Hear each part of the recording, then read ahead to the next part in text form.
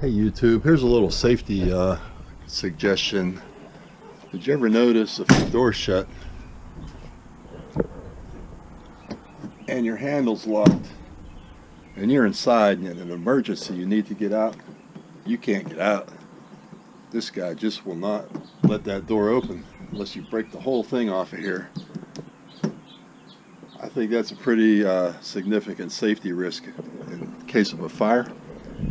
So what I did on our bedroom door, because you know there's going to be times we're going to be overnighting in a parking lot or Walmart, and we're just going to use the bedroom door to hop into the bed, right? So we're going to be in there sleeping, the door's locked, right? All of a sudden some prankster comes along, or somehow they shut this thing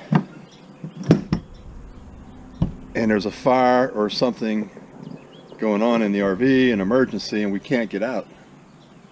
Well, what I did, I filed these guys down, so now with just one finger it's going to open right up.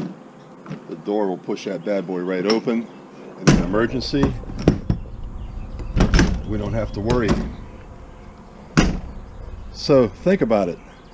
In an emergency situation, if you're locked in your RV sleeping and some prankster comes along and closes this, or somehow it gets closed, somebody thinks you're not in there or something, who knows, that's an emergency situation that you're going to be stuck in there. You're going to have to crawl out a window or something. So think about it. I think it's a good solution. If you look real close here, all I did was file down the edges here. See how high they used to be? Well, now they're filed down. So instead of locking, that guy will just slide right over on both the top and the bottom.